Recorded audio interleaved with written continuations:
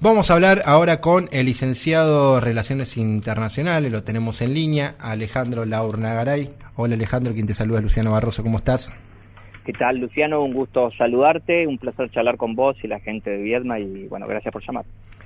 Gracias a vos por atender. Estábamos hablando acá con, los compañeros acá en el piso y la pregunta es sencilla, ¿no? ¿El mundo es un quilombo hoy en día? ¿Tiene solución esto?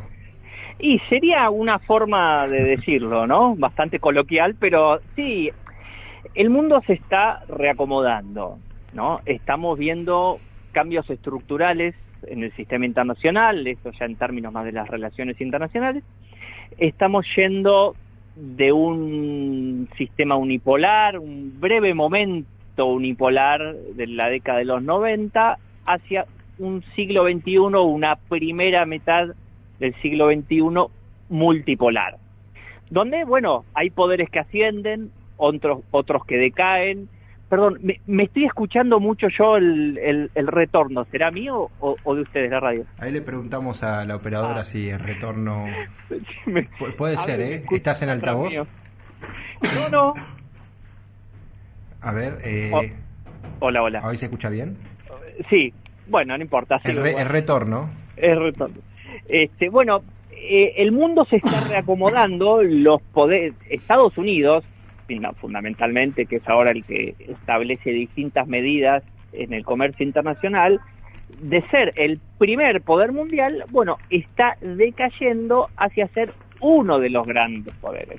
Otro es China, otro es Rusia, tenemos ahí Medio Oriente que se está reacomodando la cuestión, hay que ver qué rol ocupa la Unión Europea, los países africanos, América Latina, pero Estados Unidos ya no es el rector del mundo. Al ver su declive relativo, dice, yo tengo que reacomodarme de alguna manera, hay que equilibrar el sistema, también lo dicen los otros, China, Rusia, etcétera, y tenés varios puntos de fricción o de rompimiento, y elementos y situaciones. Tenés la guerra en Ucrania, tenés la guerra en Medio Oriente, tenés las tensiones en la península de Corea, tenés la cuestión de Taiwán, tenés la situación en Venezuela, tenés la disputa por los recursos naturales, tenés la disputa por el comercio mundial, que es lo que estamos viendo ahora también, y en este reacomodamiento se puede dar a través de guerras, como la de Ucrania o Medio Oriente, o a través de presiones y medidas económicas fuertes que sacuden el sistema, como esto que intenta hacer Donald Trump, de acabar con 40 años de un sistema de globalización y de deslocalización de las industrias que promovió los Estados Unidos. Sí. Pues pensó que ese sistema le iba a servir para dominar o más o menos dirigir los destinos de la economía mundial. No fue así, no es así y no va a ser así. Entonces, que sí lo creían así los demócratas, ¿no? Trump dice, vamos a equilibrar con Rusia, vamos a equilibrar con China, que es mi principal competidor, y las reglas las vamos a reacomodar entre los grandes y los chicos que se acomoden como puedan. Y es lo que estamos viendo, todos estos sacudones, esos golpes que sufren los países medianos, también los grandes, también las bolsas, también las empresas, porque Estados Unidos dice, quiero parar con este debilitamiento que estoy sufriendo, quiero volver a industrializarme, porque perdieron en las últimas décadas decenas de miles de industrias que se fueron, norteamericanas, que fueron a producir en otros lados para después vender dentro de los Estados Unidos. Acá no es una cuestión de solo países contra países, porque te doy un ejemplo claro, el 99% de la producción del calzado que se vende en Estados Unidos es importado. 99%, y son marcas norteamericanas en su gran mayoría, pero que producen fuera del país, ¿no? Con mano de obra barata, ¿no? El VP, el vicepresidente de Trump, decía, hay que acabar con esta globalización de la mano de obra barata. Y el empleo en Estados Unidos se vio deteriorado en cantidad y en calidad. ¿no? Y por eso también el estancamiento de los ingresos. Pero bueno, las grandes empresas se han beneficiado, pero siguen su propio interés, ¿no? Por eso también hay varios sectores financieros, industriales que critican a Trump. Pero bueno, es el gran reacomodamiento y estos sacudones que estamos viendo en este nuevo sistema multipolar. Alejandro, si nosotros tenemos que comparar este momento con un ciclo de la historia, ¿no? ¿Puede ser que sea de manera muy similar a los años 20 lo que está ocurriendo? Sí, me parece un poco, lo he visto, muchos lo han repetido, se han escrito columnas de opinión, análisis, porque en realidad ahí está la intención de criticar el proteccionismo, ¿no? A mí, por un lado, lo que está haciendo Trump me parece un poco desordenado y también lo hace como herramienta para negociar otras cosas, ¿no? Por ahí algunos aranceles los deja, otros los saca buscando negociar otras cosas, pero es un mundo mucho más integrado. Es un mundo mucho más integrado donde acá los beneficiarios y perjudicados son muchas grandes empresas también.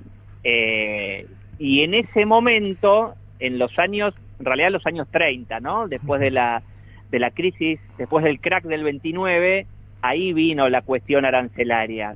Porque lo que se intenta decir también es que el proteccionismo de esa época provocó la crisis. Y es exactamente al revés. La desregulación financiera provocó la crisis y después vino el proteccionismo, ¿no? Por eso digo que se utiliza esa comparación para criticar la actitud proteccionista. Pero sí, en este momento y en otro momento de la historia se establecieron medidas proteccionistas y siempre fueron por parte de los Estados Unidos para fortalecer o consolidar su poder, que es lo que busca todo actor estatal poderoso. Lo busca Estados Unidos, lo busca China, lo busca Rusia, pero la gran diferencia con esa época es que en el 33 se empezó a establecer tipos de regulaciones para los mercados financieros. Y hoy tenés, como diría mi abuela, que en paz descanse, un viva la pepa, pero de acá a donde quieras. Y ese es el gran problema que vive el mundo. Esa excesiva, extrema desregulación financiera y muchos sectores subiéndose a eso y generan crisis gravísimas en muchas partes del mundo. Después tenés esta cuestión que en Estados Unidos tenés una deuda del 120% del PBI, un déficit fiscal significativo, un déficit comercial de más de $1 trillón, tenés pérdida de empleo industrial. O sea, Estados Unidos está en una situación complicadísima desde hace ya varios años. El tema es que lo sostiene porque, bueno, el mundo confía, entre comillas, si querés, o no entre comillas, en el dólar como moneda de reserva, se sostiene con eso, entonces le permiten seguir endeudándose, y sigue rodando sigue girando la economía, pero si vos te lo pones a analizar técnicamente, la situación es muy complicada, como sí la plantea Trump, y no es que sea defensor de Trump, pero esto no lo va a solucionar. Bien. Alejandro, la cuestión de los aranceles no lo va a solucionar. Bruno Santa Cruz te habla. Te quería consultar qué análisis haces, cómo ves esta relación de Argentina con Estados Unidos. Tenemos un gobierno nacional con una devoción demasiado excesiva con el país. ¿Y cómo afecta este cambio de aranceles? ¿Y cómo ves también la relación en sí en general con un acuerdo con el FMI en la puerta, no? Bueno, a mí el alineamiento automático con Estados Unidos e Israel es así, como digo, es así, es exagerado, es sumisión, hay una cuestión emocional, hay una cuestión irracional, rozando. Yo a veces cuando hablo del gobierno hablo de una esquizocracia, ¿no? En términos del comportamiento estatal, como ir a ver que Milei haya ido a esa gala de recaudación de fondos de una fundación. ¿Saben cuántos seguidores tiene esa fundación que lo premió a Milei? 200. 5. Y tiene una publicación y 5 seguidores. Allá se usan las fundaciones para juntar guita de donde venga, es una cosa muy loca, lo que estamos viendo. Y después Milei compartiendo una nota de New York Times donde dice que es el preferido de Trump, cuando el Times lo hace para pegarle a Trump eso, y él lo publica como si fuera algo lindo. Es realmente muy extraño, pero es peligroso y es muy negativo para la Argentina. En este momento multipolar, asociarte con la potencia en declive, que lo único que hace es usarte para sus intereses, no te va a beneficiar en absolutamente nada, es una política exterior totalmente errada, porque no tiene absolutamente nada de positivo, y está quedando en evidencia, y el mismo Trump con sus gestos se lo demuestra, lo manipulan. Lo grave a mí yo no lo considero un líder en sí, o si el presidente de la nación, que es fácil de manipular emocionalmente, sobre todo con los que tiene apego emocional, ¿no? No voy a analizar la psicología del presidente ahora, pero con determinados personajes y sectores tiene un apego tal donde las decisiones son emocionales, no hay decisión racional, ni que hablar de defender los intereses de la Argentina o de pensar estratégicamente la Argentina, es muy negativo. Toda la política exterior de la República Argentina hoy es negativa, y el FMI, bueno, es claro, si vas los estudios técnicos, yo voy a primer año de la universidad, el FMI sirve para dar préstamos a países que están realmente complicados.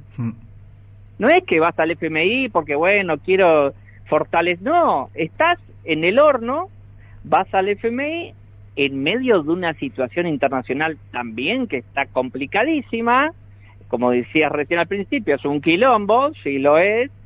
Y encima, vas al FMI, te estás quedando sin reservas, haces crecer la deuda, ¿para qué vas a usar esa plata? Bueno, los sectores que están esperando que entre esa plata, prontamente se la van a llevar y va a quedar la deuda y van a quedar menos reservas igualmente. O sea, es el eterno círculo vicioso del endeudamiento y crisis de la República Argentina. Entonces, tampoco es positivo eso, pero tampoco hay una visión de país o una visión estratégica como tiene que tener los gobiernos de turno, ¿no? Aunque tengan 4 años. No hay nada bueno. Una consulta antes que te haga acá mi compañero. Sí. ¿Qué imagen tiene hoy en día el FMI en el mundo?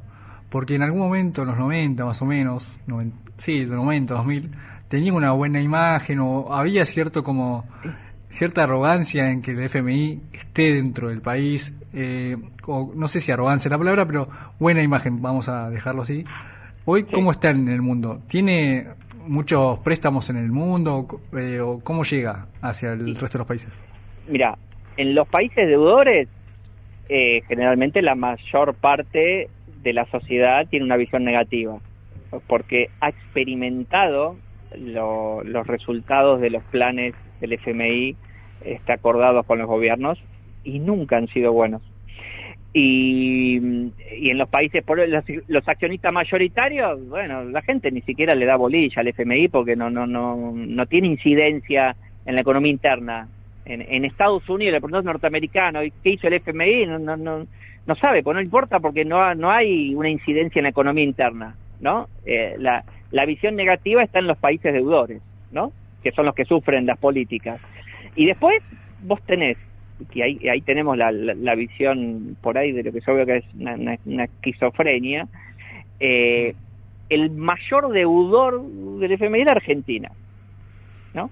Después tenés a Ucrania, país devastado por la guerra, además de que el FMI es una herramienta de control geopolítico, prestamista de última instancia cuando está todo en el horno, y también es una herramienta de control geopolítico, ¿no? Donde estos, tanto Macri como Milei, van de lleno a los pies de Estados Unidos a cumplir con lo que dicen. Después el sistema los acomoda, porque tienen que acercar a China también, ¿no?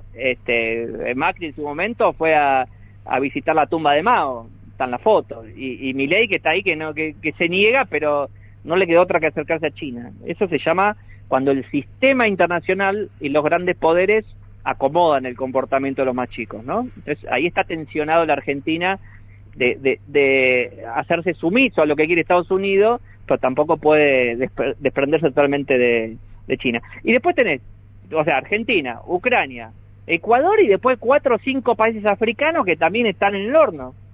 Entonces, ¿cómo podemos explicar que la Argentina, con el potencial que tiene de ser un país con voz en el mundo, una potencia mediana, significativa, no tenés armas nucleares, pero tenés una potencia mediana y bueno, sea el mayor deudor del FMI y estemos contando los pesos para ir al supermercado a comprar un litro de aceite? Sí. Es una locura, como también me parece un acto de esquizofrenia, así que bajó la pobreza. No, salís a la calle y ves que no. Pero bueno, esta es la situación, y el FMI es eso. No es bueno tener que estar negociando préstamos con el FMI, no es algo positivo, no es insertarse en el mundo, porque los inversores, y ahí voy a lo que decías de la imagen también, ¿no? Es según ante quién. Los inversores extranjeros, productivos, ¿no? Los financieros ven, listo, van a entrar dólares, voy ahí para meterme en la bicicleta financiera y llevarme los dólares.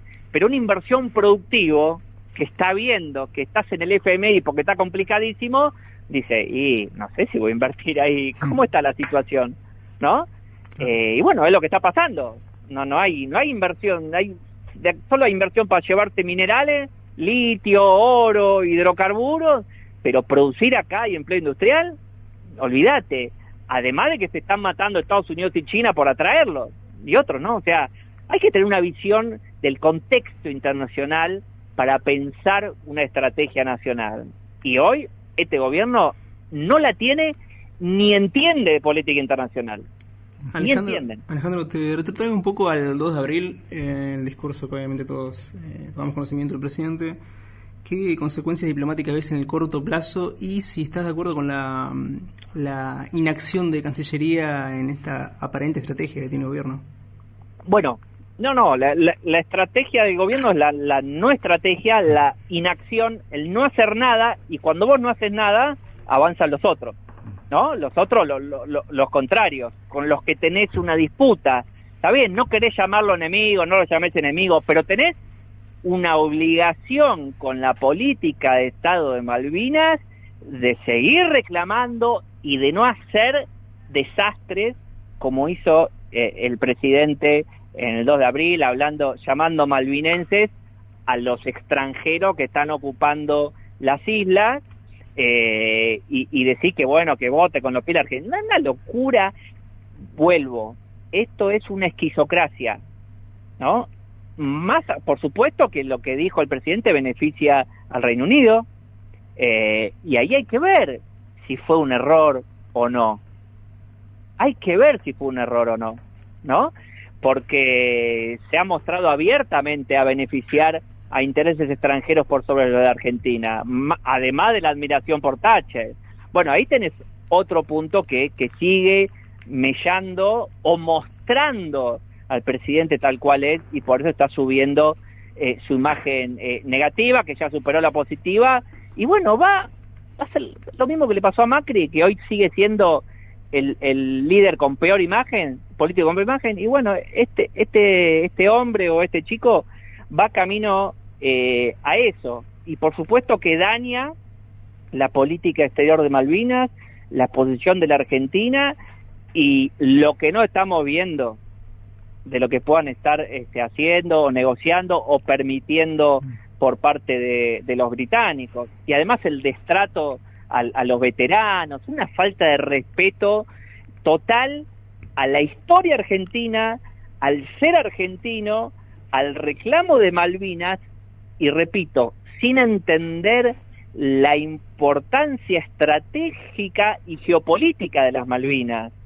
¿no? Bueno, no fue en Tierra del Fuego que lo declararon o repudiaron. El municipio de Ushuaia. Sí, lo declaró como persona no grata, algo así, ¿no?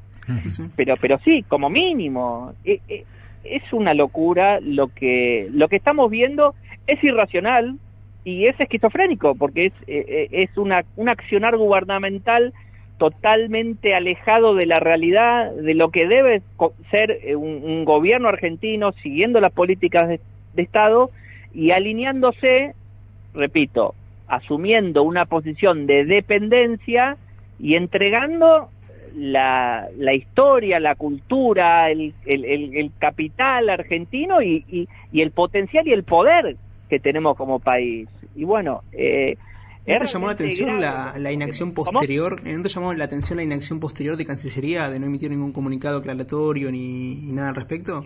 Y bueno, lo que pasa es que ahí los diplomáticos de carrera, los que saben y conocen el tema, que yo conozco gente de Cancillería que conoce el tema, no, aclaremos que oscurece, ¿no? Patadas. Están con ahí las decisiones las toma el gobierno o un canciller, el canciller que baja en línea, acá no se publica nada.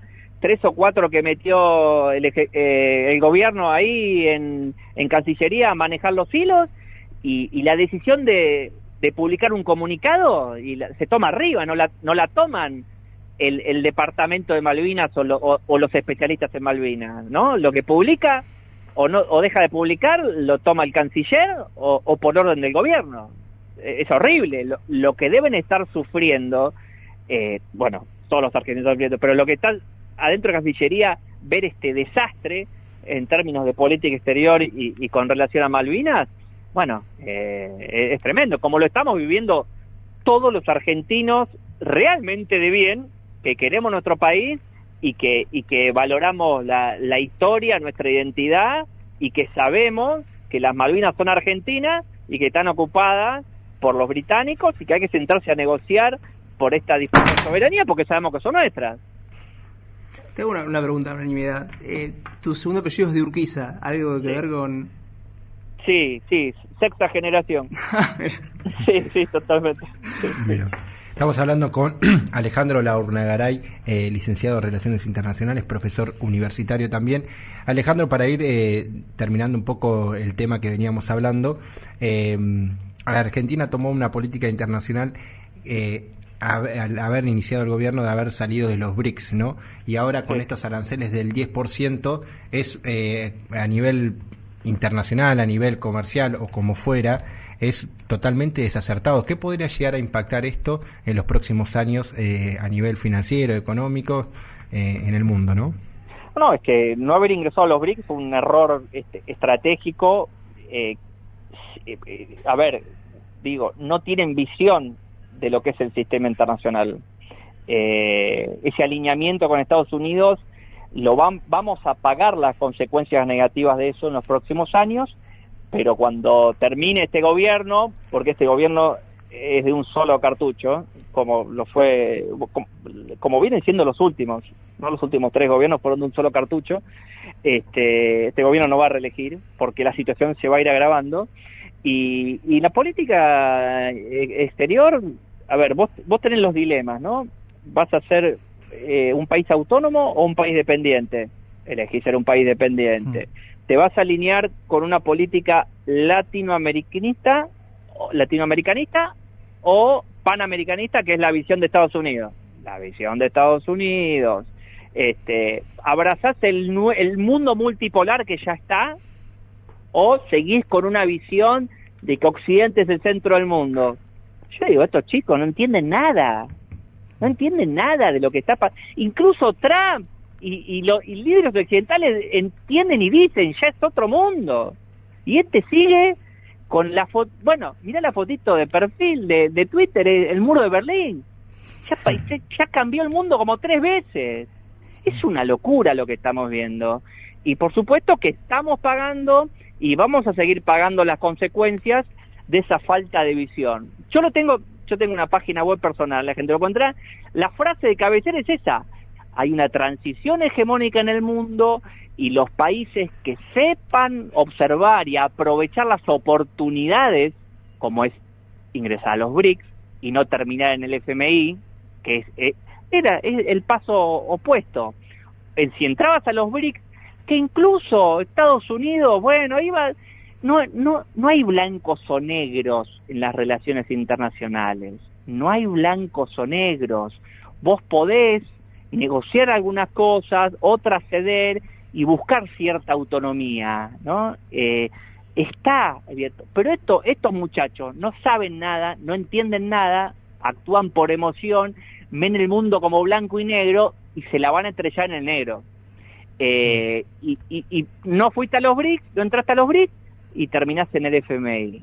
Y bueno, ahí tenés, esa lo vamos a pagar realmente caro, incluso en el corto plazo. Y el mismo gobierno también, porque va a seguir perdiendo el apoyo. Ya perdió, mira, la encuestadora Atlas Intel, que fue incluso la que acertó el triunfo de Trump, ya le da que cayó más de 10% el apoyo, que ya está arriba el 50 y pico la visión negativa, y que todo va a estar peor, también una mayoría de la gente lo ve, y aparte lo percibe, y se nota en la calle. Sí, es la política exterior totalmente opuesta, hipercargada de ideologías vetustas, además, y erróneas, porque yo lastimosamente, tuve que leer esos teóricos que el presidente admira, ese Rothbard y todo, son unos frikis de la economía, diciendo que la gente, bueno, que se muera, vamos, están todos locos estos muchachos, y los teóricos que adoran también estaban locos, y así estamos. Esto es una esquizocracia. Alejandro, la última para cerrar, te quería consultar en el tema comunicación o tema discursos principalmente.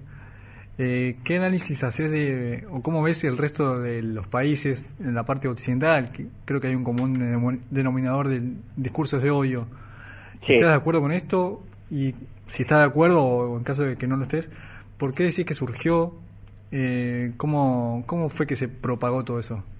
Bueno, desde hace ya, te diría un par de décadas, y se fue agudizando desde el 2008, Ajá. Una crisis profunda de las democracias occidentales, de las democracias latinoamericanas, que dieron pie al surgimiento de, entre comillas, estos personajes antipolíticos con una ideología creada por los mismos intereses que manejan los hilos de la economía internacional. No es una ideología de revolucionario, nacionalista, etcétera, etcétera, no. Y muchos son falsos nacionalistas, y muchos ni siquiera lo son, como Bolsonaro o el presidente del gobierno actual. Esa crisis de representatividad, ese rechazo de las poblaciones por los políticos, por la política, porque no da respuestas, porque no daban las respuestas que reclamaban. Eso se agravó con la crisis financiera del 2008, con la estafa financiera del 2008, y dio lugar al hartazgo, al odio, a la bronca en muchos sectores, y al surgimiento, a la instalación a través de mecanismos comunicacionales, bueno, de estas ideas de que hay que romper con todo entre comillas, ¿no? Y por eso surgió Trump también. Y las otras ultraderechas, esa internacional reaccionaria que busca acabar con el estado de bienestar, que ya estaba debilitada igual, y bueno, pero no, es totalmente negativo para la humanidad. A mí me parece horrible. Lo único que valoro, y es una de las pocas cosas que valoro sí de Trump, es de buscar evitar una escalada nuclear en Ucrania. Porque tampoco vamos a decir que los demócratas en Estados Unidos eran grandes luminarias, ¿no? Tenías presidente totalmente gaga que no gobernaba hace años, y Estados Unidos estaba yendo hacia un callejón sin salida. Y ahora, bueno, es que esto es parte cuando yo hablo del declive de Estados Unidos, es el declive también dirigencial, ¿no? Hay un declive dirigencial bipartidista, y un declive también cultural y de varios sectores políticos en todos los países. Bueno, miremos directamente lo que es el gobierno actual argentino, ¿no? pero es totalmente negativo para la sociedad, lo estamos viendo. Aparte de un gobierno que llega donde hay ciertos sectores de la sociedad que votan con odio, con bronca, queriendo el mal del otro, que al otro le vaya peor, o que le vaya mal como me va a mí, o que echen gente de ciertos lados. No, bueno, todas esas pulsiones, en psicología se llama pulsión de muerte, ¿no?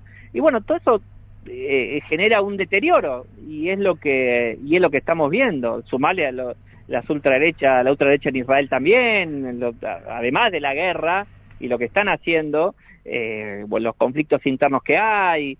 Es una época también, en cierto modo, un poco oscura en ese sentido, ¿no? Con esos sectores que algunos son nacionalistas y otros ¿no? En eso sí hay diferencias que son bien notables. Alejandro, te agradezco mucho estos minutos acá para FM Raíces de la ciudad de Viedma. Bueno, nos estaremos comunicando en otro momento, ¿no? Yo creo que esto va a ser largo lo que pueda llegar a ocurrir este año, Sí, así por que supuesto. gracias por tu análisis y tus palabras. Por favor, fue un placer, un abrazo para todos ustedes y para toda la ciudad, gracias. Muchas gracias.